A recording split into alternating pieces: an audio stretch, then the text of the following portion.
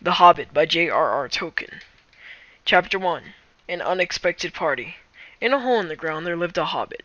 Not a nasty, dirty, wet hole filled with inns of worms and an oozy smell, nor yet a dry, bare, sandy hole with nothing in it to sit down on or to eat. It was a hobbit hole, and that means comfort. It had a perfectly round door like a porthole, painted green with a shiny yellow brass knob in the exact middle. The door opened onto a tube-shaped hall like a tunnel, a very comfortable tunnel without smoke, with paneled walls and floors tiled and carpeted, provided with polished chairs and lots of pegs for hats and coats. The hobbit was fond of visitors. The tunnel wound on and on, going fairly but not quite straight into the side of the hill.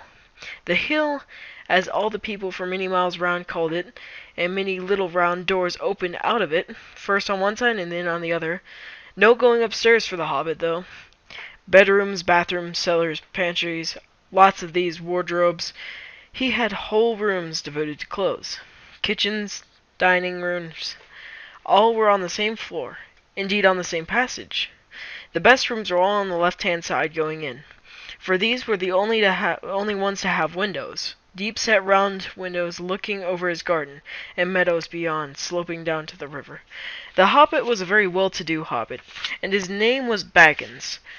The Bagginses had lived in the neighborhood of the hill for time out of mind, and people considered them very respected, not only because most of them were rich, but also because they never had any adventures or anything to do unexpected. You could tell what a Baggins would say on any question without the bother of asking him. This is a story of how Baggins had an adventure, and found himself doing and saying things altogether unexpected.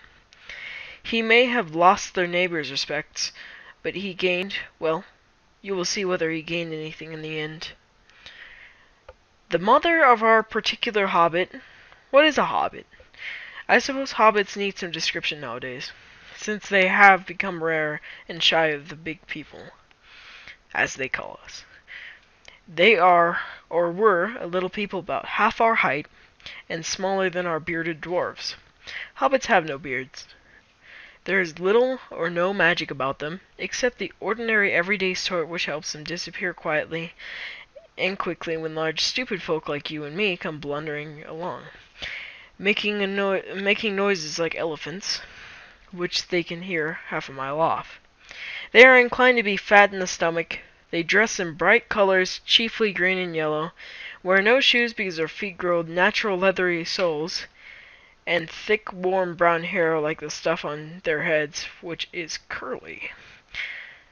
They have long, clever brown fingers, good-natured face, and laugh deep, fruity laughs, especially after dinner, which they have twice a day when they can get it. Now you know enough to go on with this story.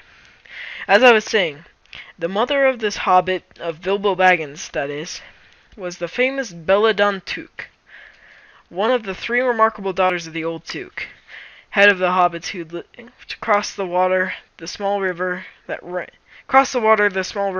at the foot of the hill.